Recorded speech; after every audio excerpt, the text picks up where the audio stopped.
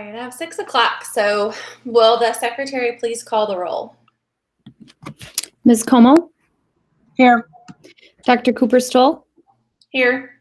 Mr. Jimenez, Here. Ms. Leahy, Here. Mr. Lee, Excused. thank you, Mr. Meyer, Absent. Mr. Korberg, Here. Mr. Spivey, I have not heard from Mr. Spivey. okay, Mr. Turner, Excused. Mr. Baines,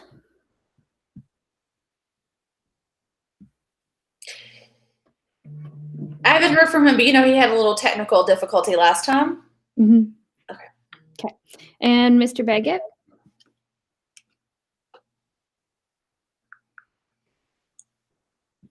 Okay, thank you. I just received a message from Mr. Spivey, and he'll be joining us in a couple of minutes. Sounds good.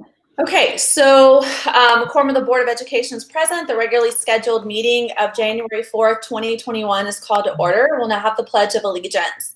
I pledge allegiance to the flag of the United States of America and to the republic for which it stands, one nation, under God, indivisible, with liberty and justice for all.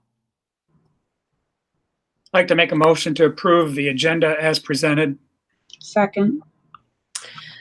Tonight's agenda has previously been distributed to the board. We have a motion from Mr. Korberg and a second from Ms. Coma to approve the agenda as submitted unless there is a motion to amend.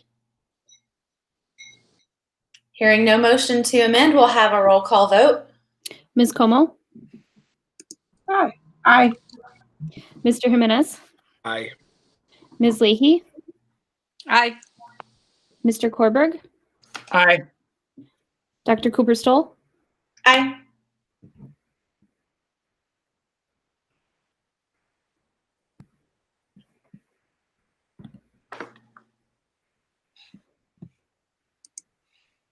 we're good. Okay. All right. So there are no public speakers for this evening. We'll move to consent agenda announcements. Are there any consent agenda announcements? I have none tonight. So we'll move to the approval of the superintendent's consent agenda. I'd like to make a motion to approve the items on the superintendent's consent agenda as presented. Second. So the consent agenda is a mechanism used by the board to deal with routine business that comes before the body. A motion has been made by Mr. Korberg and seconded by Ms. Como to approve the items on the superintendent's consent agenda as presented, unless there are any items that members want to remove from the consent agenda. Hearing no motion to remove anything from the consent agenda, we'll now have a roll call vote. Ms. Como, Aye. Mr. Jimenez, Aye. Ms. Leahy, Aye. Mr. Korberg, Aye. Dr. Cooper Stoll, Aye. All right, we'll now move to the board consent agenda. And I'd like to make a motion to approve the items on the board consent agenda as presented. Second. A motion has been made by Mr. Korberg and seconded by Ms. Coma to approve the items on the board consent agenda unless there is a motion to remove any items from the consent agenda by board members. All right, hearing none, we'll move to a roll call vote. Ms. Como, Aye. Mr. Jimenez, Aye. Ms. Leahy, Aye. Mr. Korberg, Aye. Dr. Cooper Stoll, Aye. All right, we'll move down to matters reserved for board action, and we'll begin with the 2019-2020 financial audit report. I'd like to make a motion to accept the 2019-20 financial audit report as presented. Second. A motion has been made by Mr. Korberg and seconded by Ms. Como to accept the 2019-2020 financial audit report as presented. So I'll now turn it over to Ms. Spring. Yes, so we have Mr. John Troutman with us tonight. He is our lead auditor from Clifton Larson Allen. This year's audit was challenging, just like everything else, because it was all virtual. but it was done well, and John has a report for us. Very good. Can everybody hear me, see me okay? Great. With that, thanks, Patty. Again, this year was definitely a challenge to get through the audit season, but again, both yourself as the district and us kind of adapted to that process, and like everything else, made it work pretty well. So we certainly appreciate the effort that went into making that work, doing a lot of it remote and so forth. So again, with that, this meeting, is just a kind of a high-level overview, just to go through the financial statements.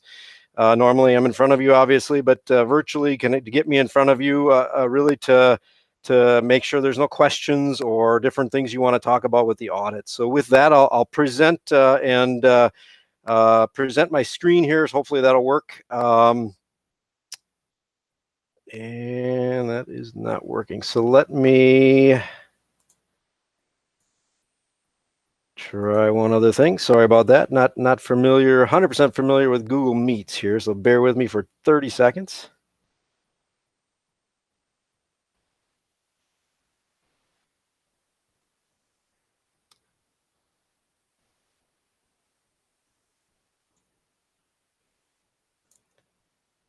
Okay, can everyone see the audit report? Can anyone see the audit report on the screen? It's up now. Great, thank you. You can see it. Okay, yeah, there might be a little bit of a lag, but again, the main audit document, if you're following along in print, it's going to be the bound copy. If not, you can see the cover there in blue is the main audit document, and that's really what I want to spend time in tonight, just to kind of go through that, and you'll see the table of contents, which obviously lists all the sections of the financial statement with audit report. And I'm going to really kind of rest initially on the independent auditor's report, which is the first part of the audit document. And that really is the result of the audit. So the independent auditor's report is the letter that we attach to your financial statements, the district's financial statements, which is really, other than the next 3 pages, the rest of the document. And in this letter, we really have a couple different sections in it. It obviously explains what it is. It's the report of the financial statements. Goes through management responsibilities of the financial statements, and it really explicitly states that responsibility, and that management is responsible for the preparation and fair presentation of these financial statements in accordance with generally accepted audit accounting principles in the United States of America. So again, this includes the design, implementation, and maintenance of internal control relevant to the preparation and fair presentation of the financial statement. So that's a real kind of wordy way and a formal way to put the concept of that your district's internal controls are really built throughout the entire year to ultimately report on the numbers that are in this financial statement, and ultimately numbers and financial statements that we can opine on, that we can issue an opinion on. It then goes on to auditor's responsibility, so our responsibility, and it really is simply to express opinions on these financial statements. So we do all of the audit process, which starts in early summer, late spring in the planning and interim work and final field work, and goes all the way through the reporting process. All of that work, all of that documentation is really designed for one thing, and that's simply to express an opinion on these financial statements. And that's exactly what we're doing right here. The top of page 2 is that opinion. In our opinion, the financial statements referred to above present fairly in all material respects the respective financial position of governmental activities, the major fund, and the aggregate remaining fund information as of June 30th, 2020 for the district. So again, that's a clean opinion. That's a very important because, like I just said, that your internal controls of the district really exist to really get that clean opinion, that unmodified opinion. That means all of your transactions that are really recorded throughout the whole year that flow into these financial statements were designed to present accurate financial statements. So again, very, very good news there. The next section I want to talk about is beyond this letter, and it's really a section called Management Discussion and Analysis, and that starts on page 4. And that's really the one part of the financial statement, and it kind of bridges the gap from the opinion into the actual financial statements that's written entirely by the district. And this is really in kind of plain language, a summary of the year. So you have page 4 through 11 is really this management discussion and analysis section. And I always encourage you to really to read those pages, because it really gives a very, very high level overview in plain English as far as what happened, your highlights, what major transactions and things like that occurred in the year 1920.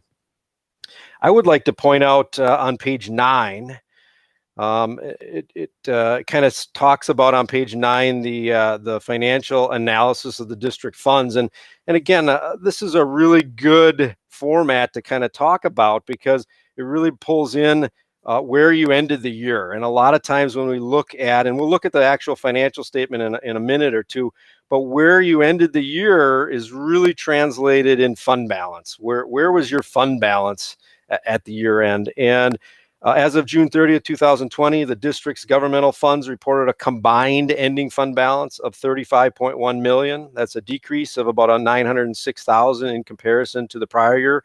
And again, keep in mind that's all of the district's governmental funds combined. Approximately 63% of that amount, $22 million, constitutes unassigned fund balance, which is the amount or available amount that you can spend as a district under your discretion. So there's no outside restrictions or outside any kind of requirements placed on any of that money. So that's important to remember that number, because then the next paragraph there, the general fund is the main operating fund of the district. So when we take a look at all of your governmental fund balances, we focus in on the general fund. And at the end of the year, $22 million of the general fund balance was unassigned as a measure of the general fund's liquidity. A lot of times in industry and when banks and bonding agencies take a look at your district, they take a look at that unreserved fund balance as a total of your expenditures. And when we do that, in your case, 21,987,000 to be exact of your unassigned fund balance divided into 97 million of your total expenditures comes out to about 22%, 22.5% of your general fund expenditures. And that's really an important number. And I often am asked, why do you convert that into a percentage? And the real reason we do that is simply to really become comparative to all districts, no matter the size, no matter the type. So you can compare school districts to county and city government and state government and things like that. So all organizations will now be presented with a percentage, and it takes the size out of it, the relativity out of it. So 22% is really 20 to 25% is really that minimum range that is recommended. And again, that is very subjective, that recommendation. Some districts operate a little bit lower than that. Some districts operate higher than that, but you're kind of right in the middle of that range, which is very good. That's a good fund balance to have. And that's important as we go into this next year we're in now.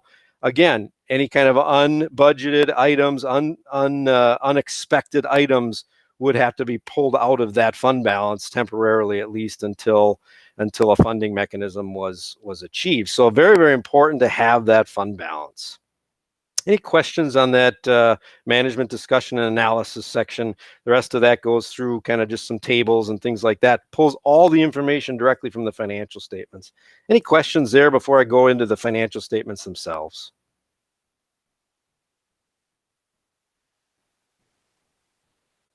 No questions?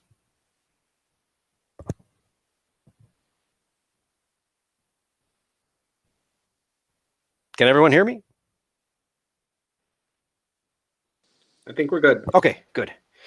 So with that, I will go to page 14. And page 14 will be exactly what we just talked about, but now you can see it in a financial statement, and it might be a little bit clearer, make a little bit more sense as we talk about it.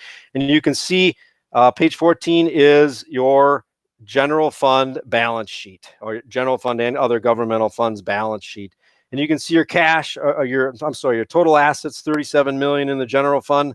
The majority of those being 26 million in cash. Taxes receivable, 9.2 million, and then the rest of your assets there are listed. And then you have your liabilities. So you have 9,203,000 in your liabilities, the majority of that being in accrued and other current liabilities, and then some current liabilities in accounts payable, and then a deposits payable. The total assets of 37 million minus the total liabilities of 9,203,000 gets you your total general fund balance of 28,428,000. So you can see there's really 5 components of fund balance. So we talked about the 22 million, the 21,987,000, but look, the rest of these here are in a hierarchy in order of being the most restrictive down to the least restrictive. So you have 8,756,000 in non-spendable. Those are amounts that you do not have. Those are up here in your assets and your inventories and prepaid items. You've already spent that money. It's an asset, it's part of your fund balance, but you don't have access to those anymore. Then you have a restricted fund balance. So a portion of the 28 million is 107,000 is restricted. That's outside the district, has put restrictions on that. Oftentimes there's legal reasons, grant reasons that you can only spend it for a particular purpose. But the main key point there is it's outside of the district's control. The district cannot unrestrict that money. Only someone else outside the district can do that. Then you kind of draw a line under that, 107,000. Everything below that, the 5 million in committed, the 1.2 million in assigned, and then the 21.9 million in unassigned is really all the fund balance that is really available to the district. So 5,050,000 of that has been committed. That's a formal resolution to commit those funds for various purposes. 1,274,000 is assigned. That's very similar to committed. You've earmarked those funds for different purposes and so forth. But there's a little bit less formality behind that number, and then you're left with what's left, and that's the 21,987,000. So that is really your summary of your fund balance of where you ended the year on June 30th, and of course what you carried forward into the 2021 fiscal year we are currently in right now. Page 16 is where I will conclude going through the financial area, which is really the income statement or statement of revenues, expenditures, and changes in fund balance. So we talked about where we ended the year with the 28 million in fund balance, but here's how you got there. So it's always a full picture of your financial year here and shows you how you got there. Total revenues, 95 million. We talked about the total expenditures when we converted your unassigned into a percentage, 97 million. You can see the various functions there, instruction, support service, debt service, and non-program.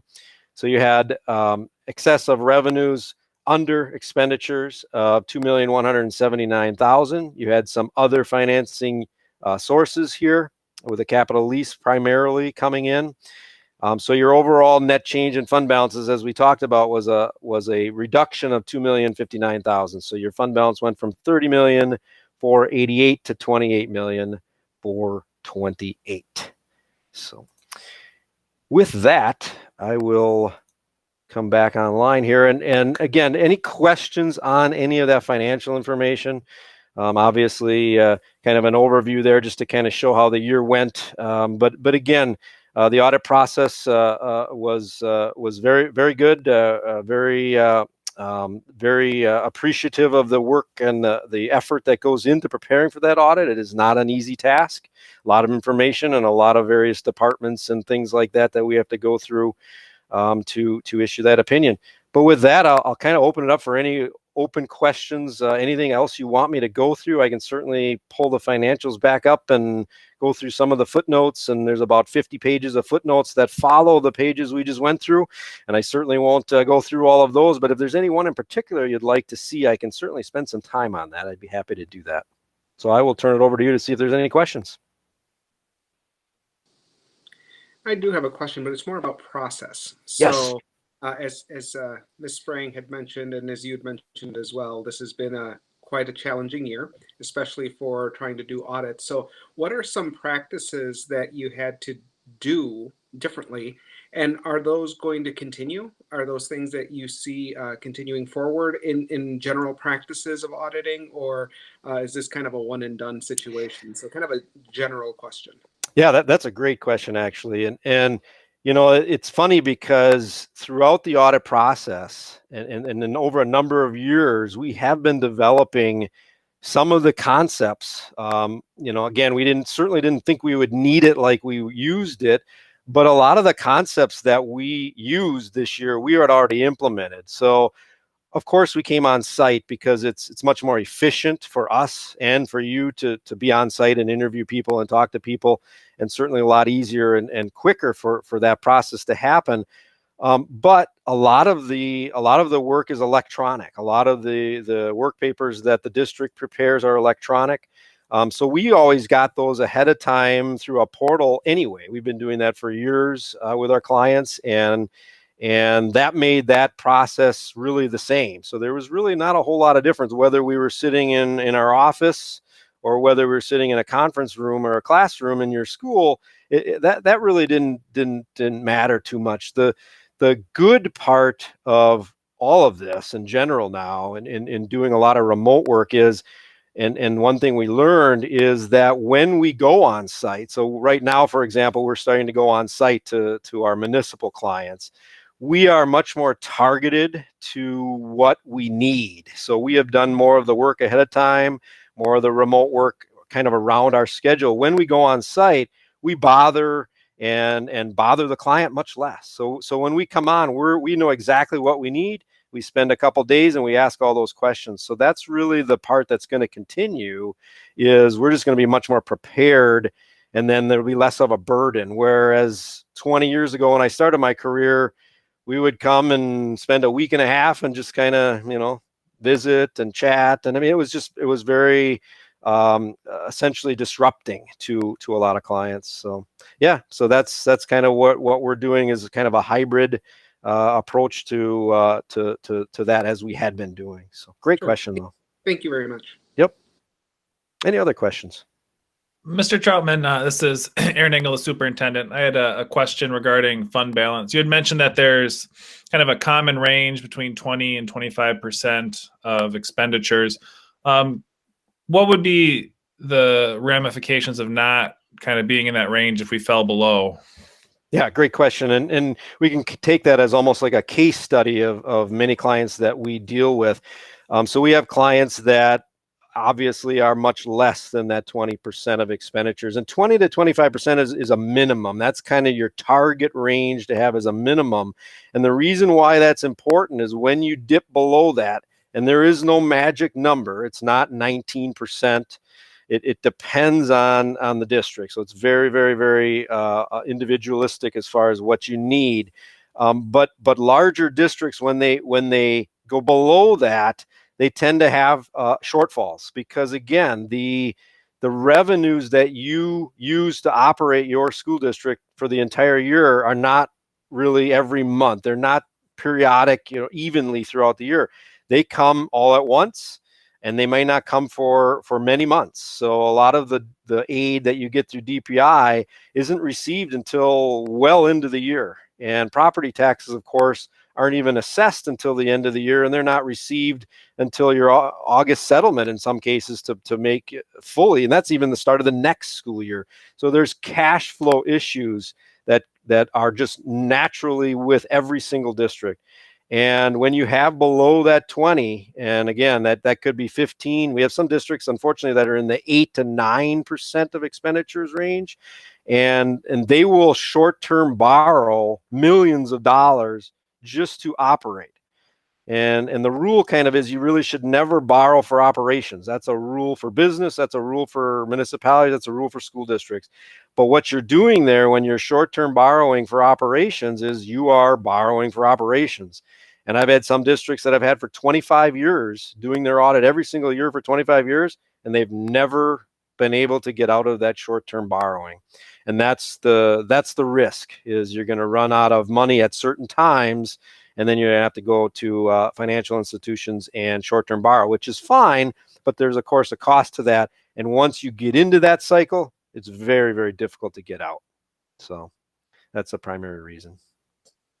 Thank you. I appreciate that. You bet. And You just to mentioned. follow up, oh, sorry.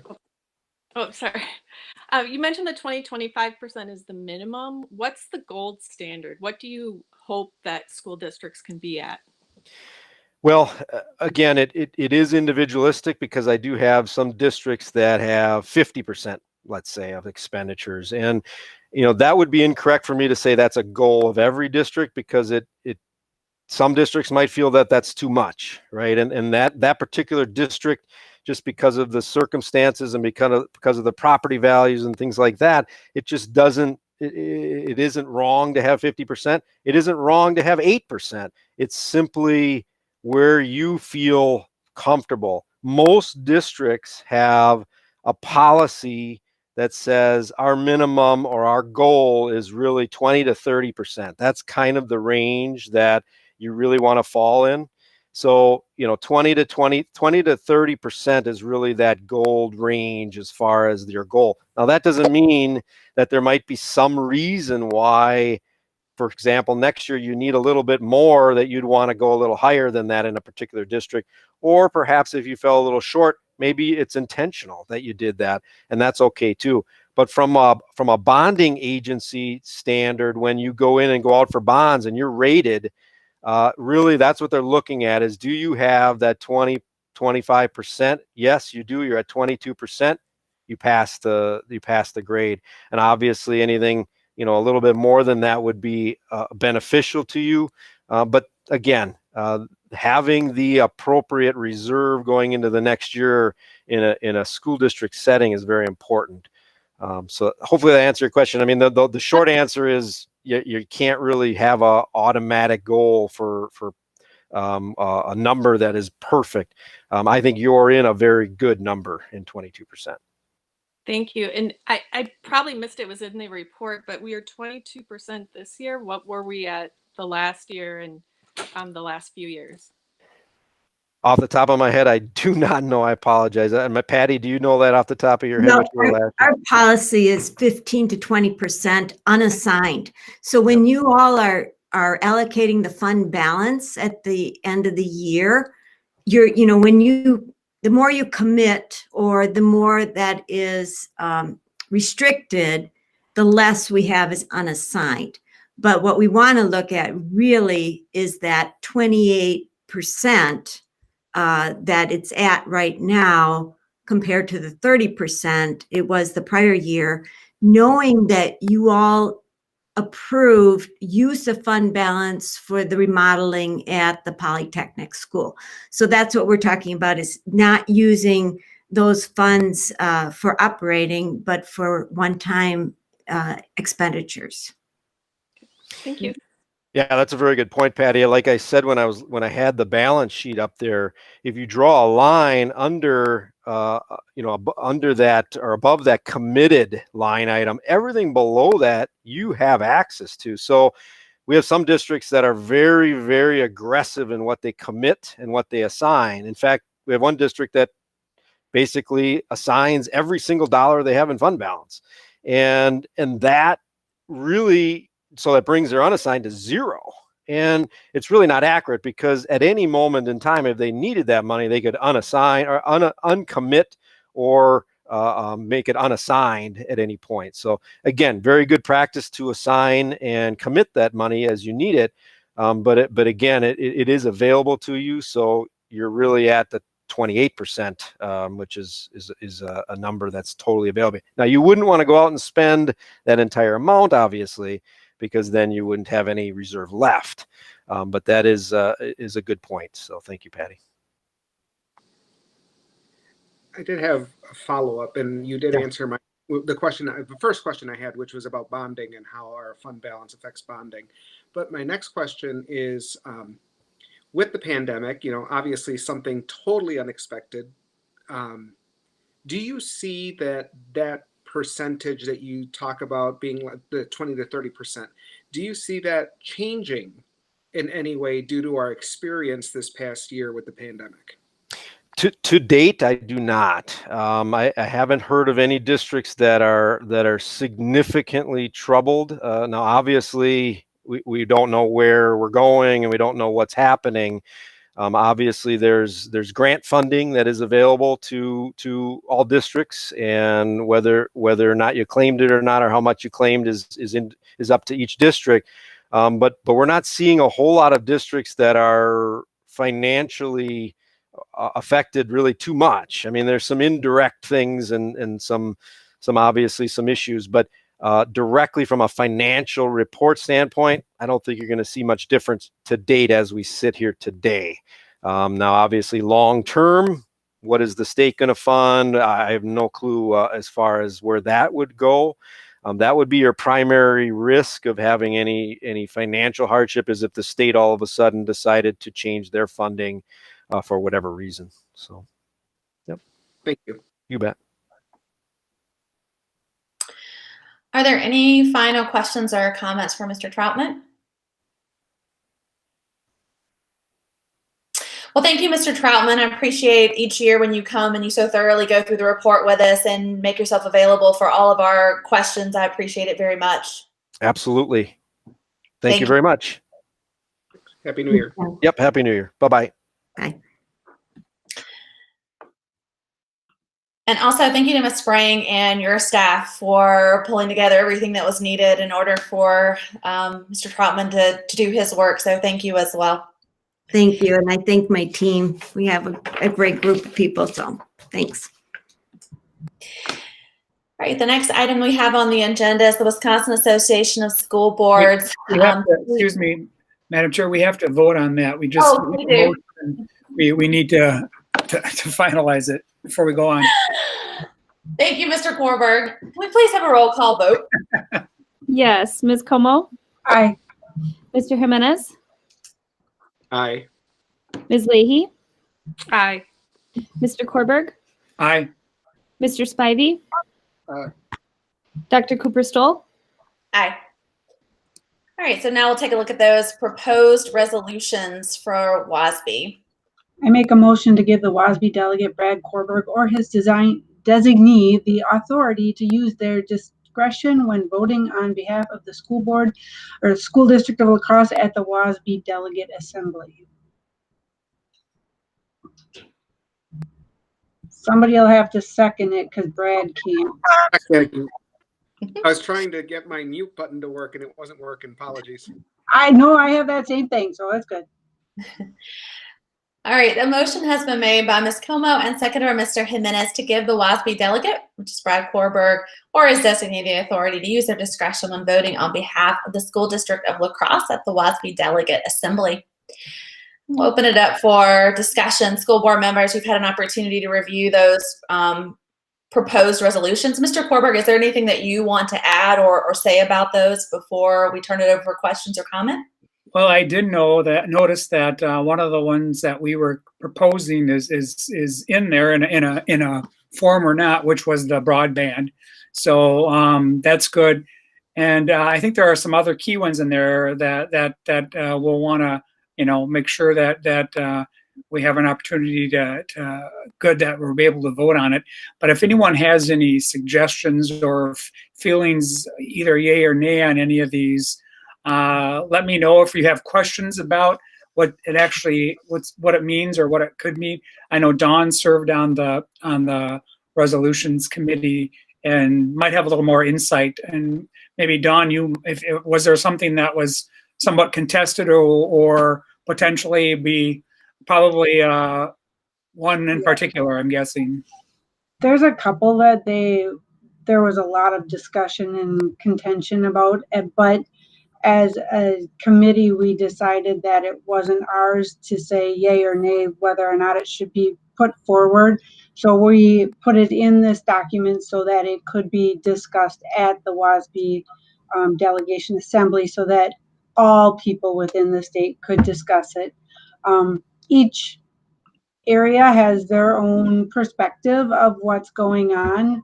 I know one group was very much in favor of the 1 cent tax, but many people are questioning, kind of like the lottery tax that was supposed to go to highways, but things kind of just get taken away, the monies, and put other places.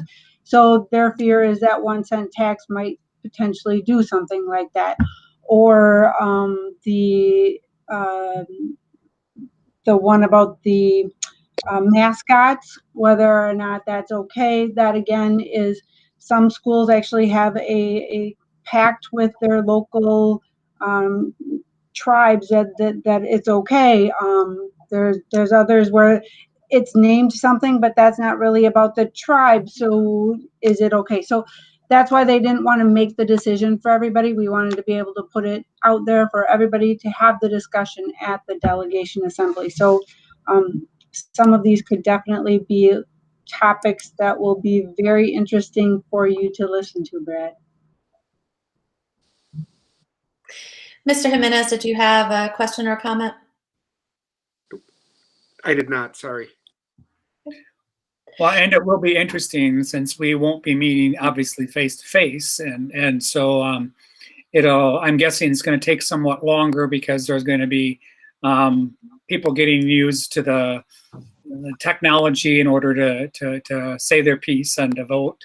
But I'm sure they'll have it, down, because they certainly have it down when you're in person, that you are given one voting option or piece of equipment to vote by, and everything's done, so it's done properly. So I'm guessing that'll be very, very well done and very well handled. I'm curious, Dr. Engel, if you have any thoughts on the resolution on superintendent evaluation.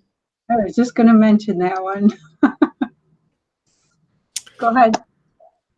Yeah, I'm not exactly sure what that arises out of, other than some open records requests where it was kind of murky as to, having to retract some information.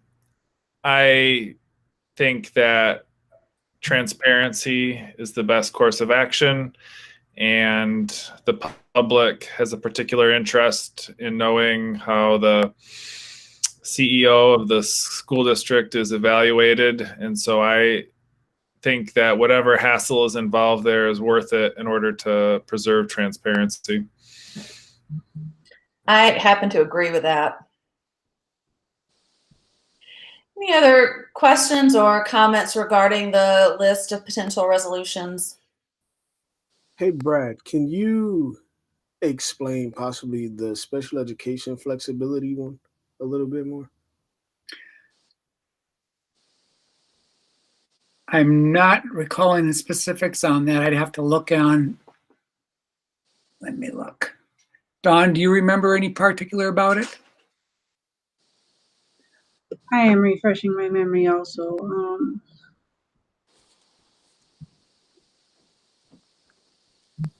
I could deal with. I'm sorry. Go, Doctor. I'm guessing it deals with stuff going on during the pandemic and not being able to meet face to face.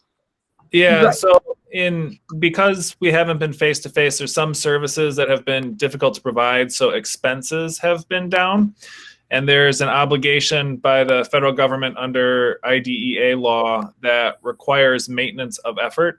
So we're required to spend a certain percentage of what we spent the last year on students identified with disabilities. And so there has been some difficulty in some districts this year to spend out those dollars in a way that's approved under the law. And so it puts them in a difficult position to meet that obligation under IDEA. I'm certainly sympathetic to some of those school districts' difficulties. I think there's also creative ways to find solutions to that problem as well. But I think everybody's kind of looking for a one-year pass on a lot of laws and rules, just given the circumstances and the unique difficulties each district faces. So I think that's one of those. That was the same with the assessment and report card waiver, just because some rules say you have to actually administer it in face to face and you can't do it online. Well, that kind of didn't happen if we weren't within the actual school. So this year was very interesting discussions on a lot of the resolutions that people brought forth, and it really was about different areas within the state had their own kind of bumps in the road because of the pandemic, and they're trying to make sure that they can survive at the end. Thank Ms. you. Polo, it seemed like there were less resolutions this year in general. Am I wrong about that compared to what we normally see? Yeah, there weren't, a lot of them actually came to the board, so there weren't a lot that were proposed necessarily. So you're seeing the majority of the resolutions that were proposed. I could certainly get the book out and send it to you if you'd like me to, of the originals. I'm thinking last year there might have been more because of the Blue Ribbon Commission. There were a lot of resolutions, supporting a lot of the recommendations of the Blue Ribbon Commission, and so I too was thinking that it was a smaller document. And when I got the papers in the mail a week ago or whatever it was, the packet didn't seem as thick as it usually is. So, because even on our pamphlet, our three-way pamphlet, we quoted each where it came from, whether it came from the Blue Ribbon Commission or if it came from a different resolution, to try to bolster the support and what we're saying we supported within the school district. So I believe Brad is correct with that. Thank you both. So if there are no other questions or comments, we'll have a roll call vote.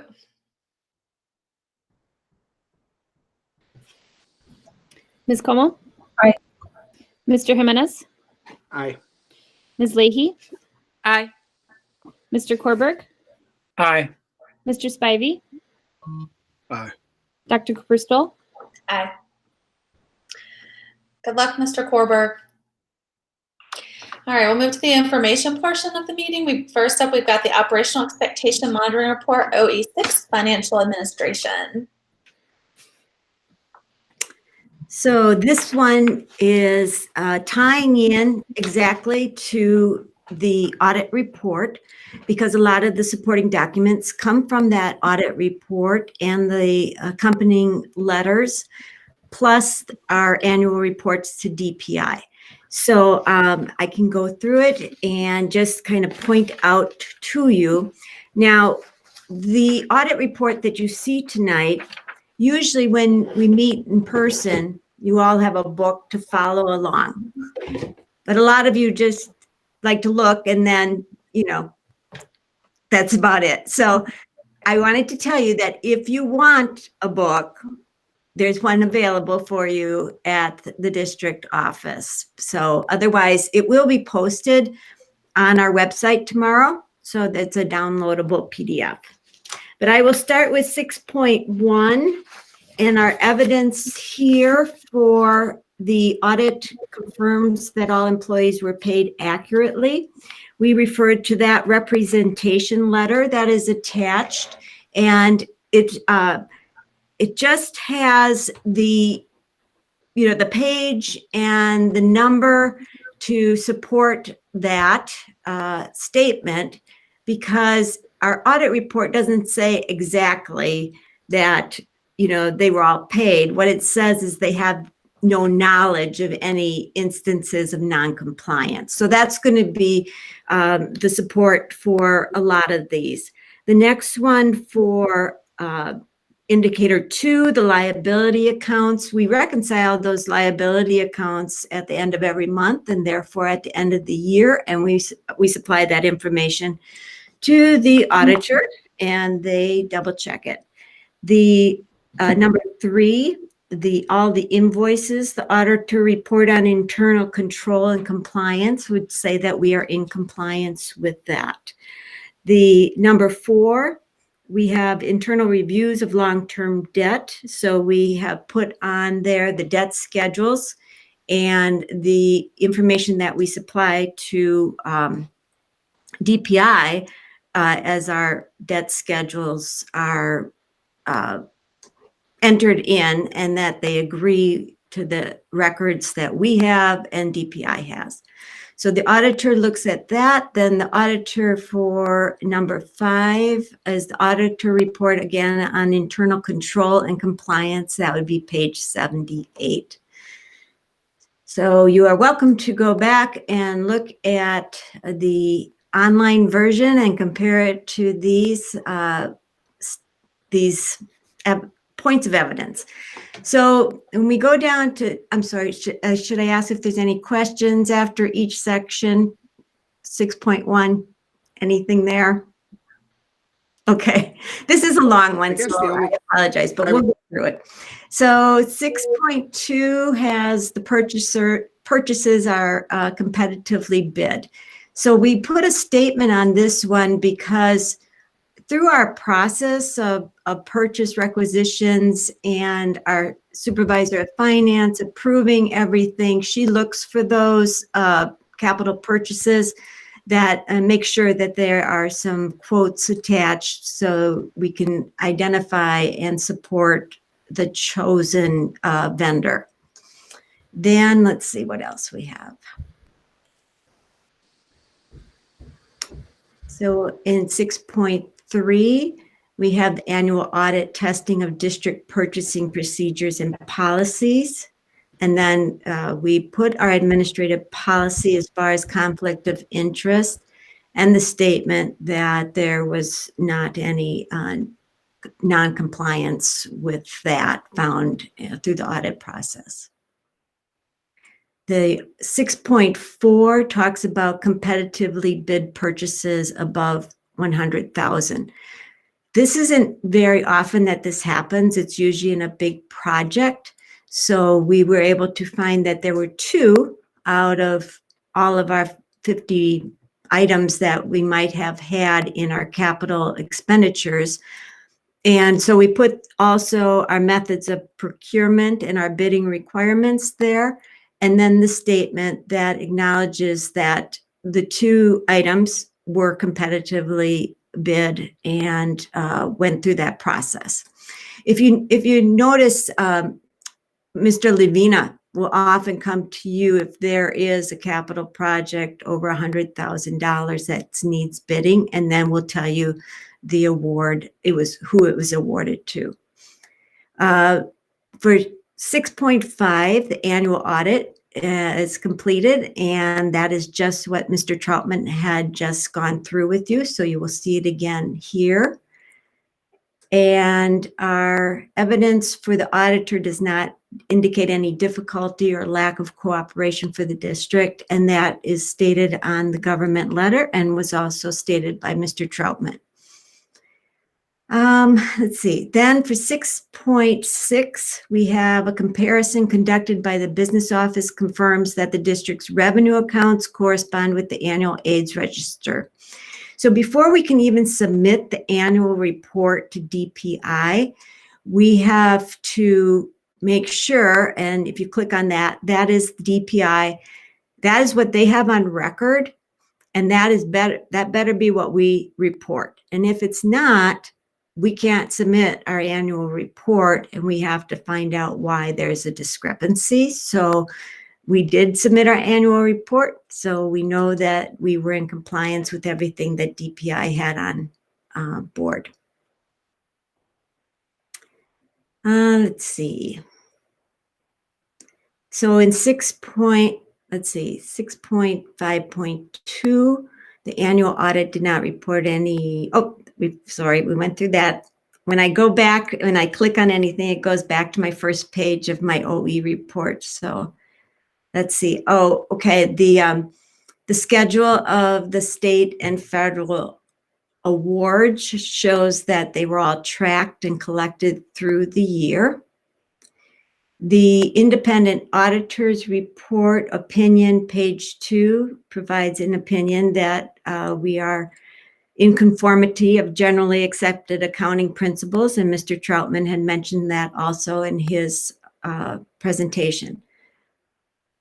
Then we have the submission of the PI 1505 annual report. So that's what I was telling you. That's different than the financial report that the auditor has presented. That is our district report that has to be submitted each year. And then I also attached the DPI certification of acceptance, which Ms. Como is familiar with, as she needs to sign all of those.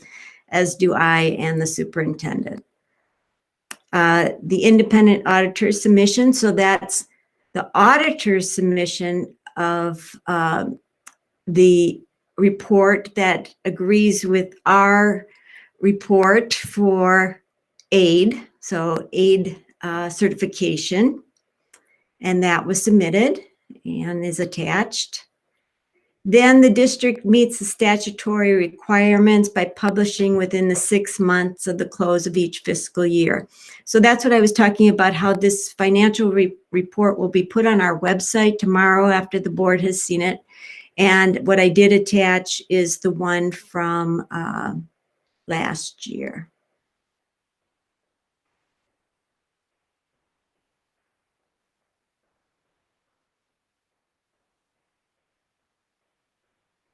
Oh, I'm sorry. That is that is actually the financial report that the auditors prepared and submitted to DPI on that date. Got them confused. And let's see, the next one is the statements that are published, and that is what is published on our website. So when we go down to 6.9, we have expenditures at the fund level do not exceed appropriation amounts. So this goes into that long discussion that we had. However, what's here to support it, which I know you'll be familiar with, is our budget amendment. So that's what the board approves if we've had any changes over the year. And then also our fund balance designation. So that's where you had designated all of those different amounts for committed or restricted or undesignated.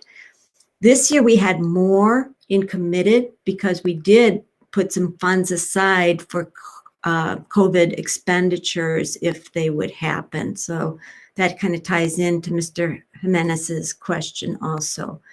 Then there's no violation of state law, notification of a violation with expenditures exceeding appropriations. So that was a representation letter.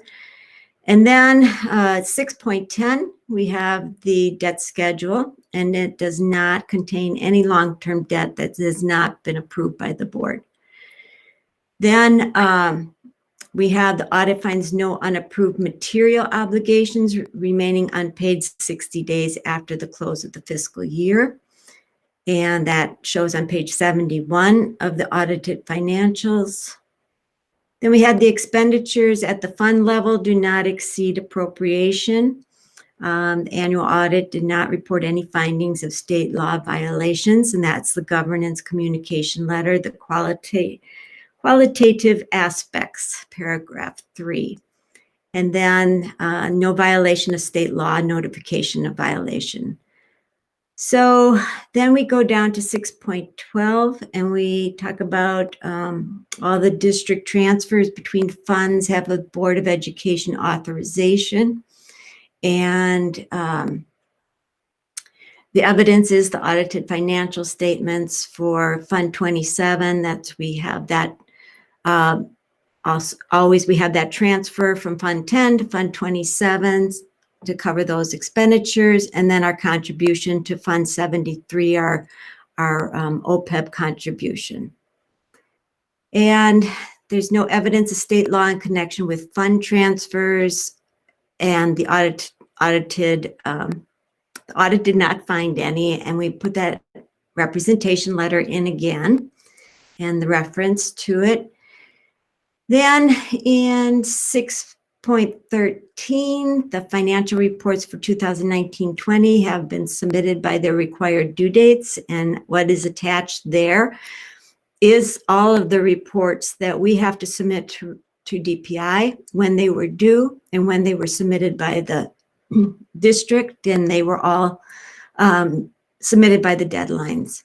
Then the federal and state program compliance is on page 80 of the financial reports, and we were in compliance there. The financial audited statements have been presented to the board and other required regulatory agencies in statutory timeframe. So the financial audit report has been submitted to the to DPI by December 1st. That is the report that the auditor submits. And they did that, and we submitted the proof of that. And then we show that the audit report will be presented tonight as it has. And then, let's see.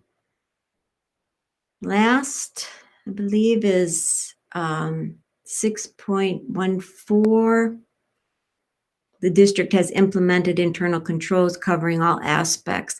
So the audit did identify a deficiency in internal control related to a Fund 40 pledge. So we had booked a pledge for Logan football field as a receivable.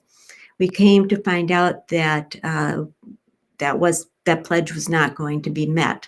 So we had to write it off. And the problem with that is when we have pledges, we don't need to book pledges. We need to only book it when we receive the dollars. So any of those pledges now for Hamilton will not be booked until we actually have the money. And then we are in compliance. So we have that investments are all in compliance. So that's a long report, but let me know if you have any questions, if you want to take time and kind of compare, these pages to what we're supposed to be in compliance with. And if you have any questions, let me know. And if you want a hard copy of this wonderful document, it's available for you. Any questions? I do. Okay. First, I'm sure that book is a page turner, so, but I may pass. In terms of 6.1, this is more a question, and maybe for the board members, maybe rhetorical, but Patty, you might be able to help me. In 6.1, you had mentioned a response that differed in the language that the auditor used, that they had no knowledge of something, right? As opposed to the language that we have in our OE, which is a little bit more stringent.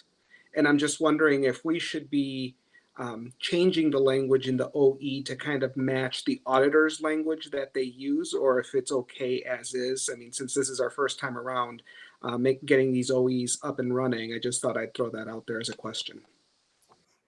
I think that's a great question, because I think when Dr. Engel and I were going through this is how do you prove that you were compliant? If it's not going to be mentioned, it's only going to be mentioned if you were in non-compliance. So right. The old message it's about like we're proving the opposite. Exactly. You can't prove anything, but you can definitely disprove something.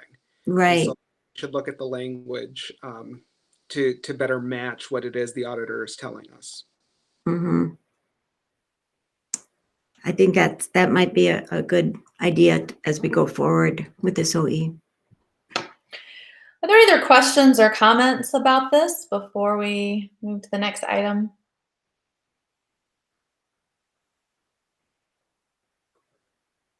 All right, thank you, Ms. Spring.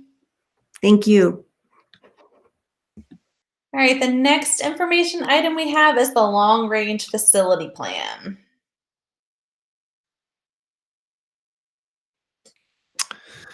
Thank you. So we are in the process of developing a long-range facility plan, and Mr. Lidvina is taking the lead on that plan and arranging a lot of the activities. And it's happening in a couple of phases. And the reason this is important for you all to be particularly aware of is, one, it may lead to a referendum for capital improvement, which is solely the board's authority. And two, some of the conversations we have could become interesting as we move forward, as they have been in the past. Anytime you're talking about facilities and somebody's beloved educational institution, it can get contentious or interesting. So the first phase is gathering information. We are in the process of doing an assessment of our facilities, and as is natural, we're not going to expend money on assessing every one of our facilities, just those that are oldest or least efficient. And so we're starting with those first. We've also commissioned a population study, which we've shared with you previously to kind of get an idea of where our student enrollment will be in the future, to understand, how many classrooms we'll need, how many buildings we may need in the future, and if that's likely to change. And then we've also gathered up some software, and we're also doing some surveys and some focus groups to kind of understand what our educational staff feel our needs are as well, and our support staff. Are the buildings meeting our educational needs as they currently exist, or do we need to adjust those to meet the needs of our students in our buildings? The second phase takes all that information and starts to put together options for how we move forward. So as we explore those, we'll be looking at a variety of different things, but our future should be based on enrollment trends, educational assessments, and our budgetary considerations. And there's lots of different ways to analyze those options: cost, efficiency, educational opportunity, staffing, student demographics, school boundaries, and many other things. And of course, we want to make sure that we're considering the school board's priorities and policies as we're vetting those various options. And that is where we start to get to some of the more contentious portion of this. If we're thinking about closing a building because we're going to be seeing a decline in enrollment, that can be a difficult topic for some. If we're consolidating buildings into one, like Northside did, to save on resources and efficiency, that could be a contentious conversation. We'll be using some focus groups with the community to kind of explore, how those various options are perceived by others and how they're viewed. But, it's at that moment, we'll certainly be meeting with the school board to discuss those options as well, because that's big stuff as it leads into potential referenda. So the result of that exploration and that information gathering will be a long-range facility plan that we hope to extend out over a number of years. Now, it would be nice to say, on this date, we're going to do this, and on this date, we're going to do that.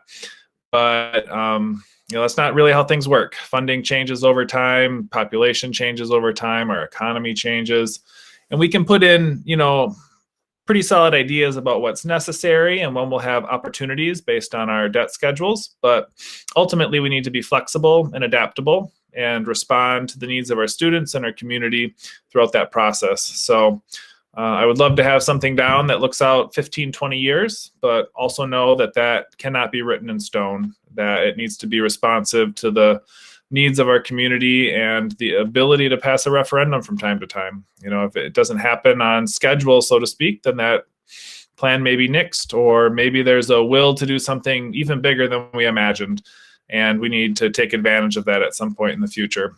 So a long-range plan will be put together. And then all of that leads into April of 2022, kind of a real near term. Our existing debt is structured in such a way that there's an opportunity for some significant capital improvements in April of 2022.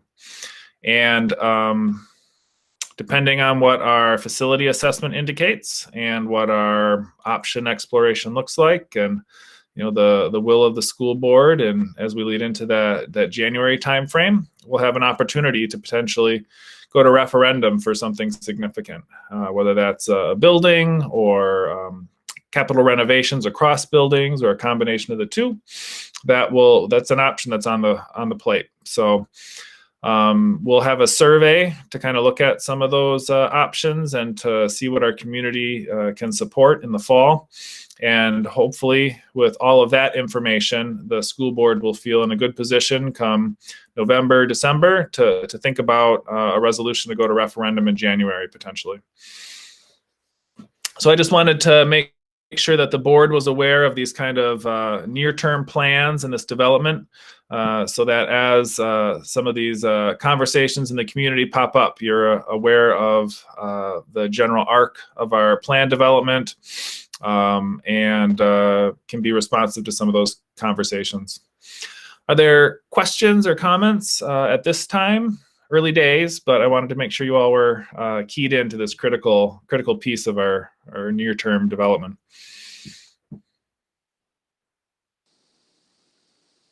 I think being focused on transparency is going to be key here, especially if we're going to talk about some pretty challenging conversations moving forward. So I do appreciate you sharing that and being as detailed as we can be in sharing that information moving forward.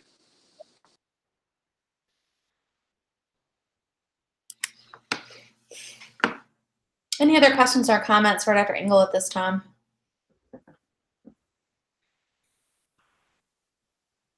Okay, thank you, Dr. Engel.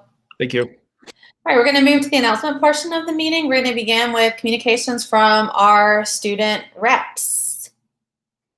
Mr. Baggett, would you? Nothing in particular tonight, just that assuming all goes well, a lot of Logan students and staff are very excited to get back to the building. Personally, I will be online through the rest of the third quarter, but I'll do my best to keep in touch and see how the building is running. Thank you, Mr. Baggett. We're going to be relying on you to get back to us on that. Oh, I will. Don't worry. Mr. Steigerwald, I don't believe Mr. Baines joined us, did he? Okay.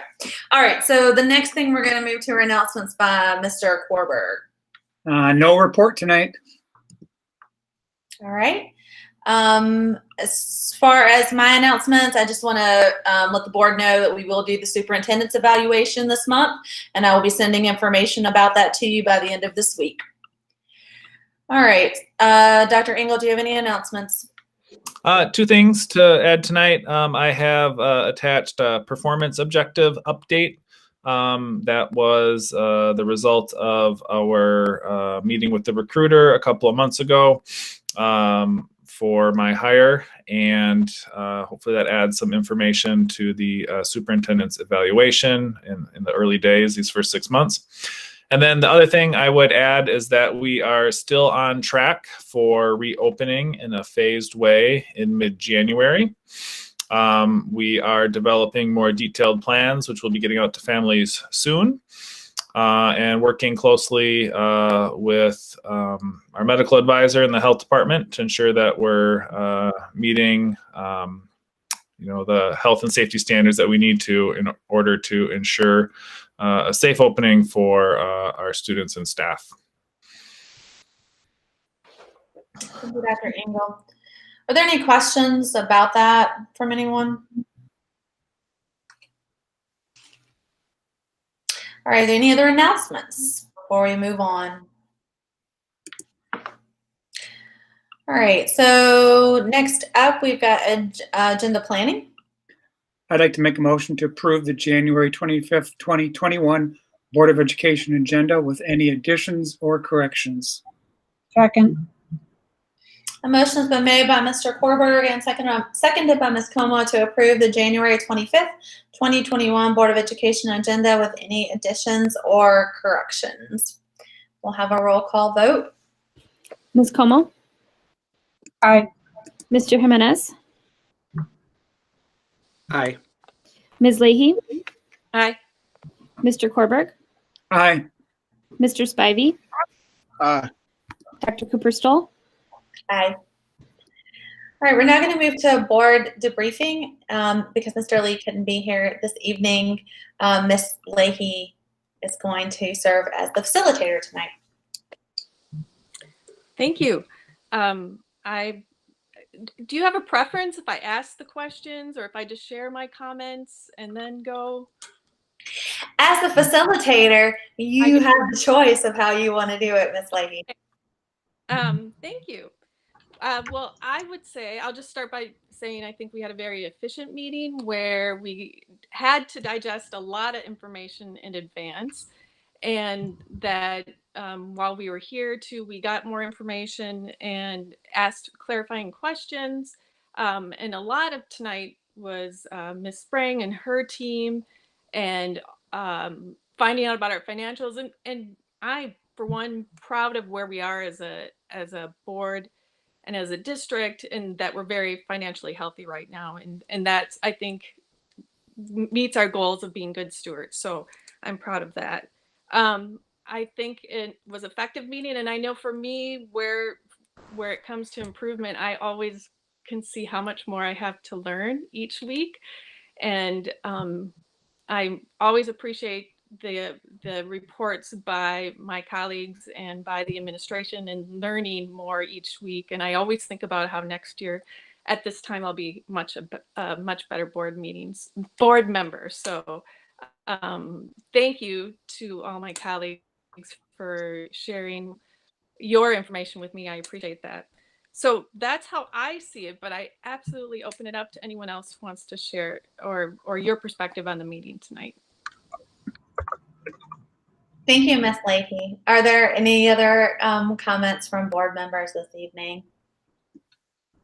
I would just like to echo the financial report is really hard sometimes to dive into. Once you get a year or two under, it goes a little easier. But I just want to thank Ms. Sprang for all of her good attentiveness of her staff to work and let us know what's going on, and that basically we get to hear these and know that our tax dollars are being spent well, and that we are being good stewards of the money, which is probably the key reason why we're here. And so, but I want to thank Ms. Sprang and her staff for being very efficient and good with all the reports. Agree. All right, any final comments from board members? Thank you, Ms. Leahy, for serving as the facilitator tonight. As I mentioned a moment ago, we'll be evaluating the superintendent this month, but next month we'll be engaging in a board evaluation. And I think the debriefings will help kind of contribute to that. So I appreciate you stepping in tonight, especially when you were the alternate. So I appreciate that. Mm-hmm. All right, next is the adjournment, and I'm going to adjourn the meeting. So thanks, everyone. Happy New Year. Yeah. New Year.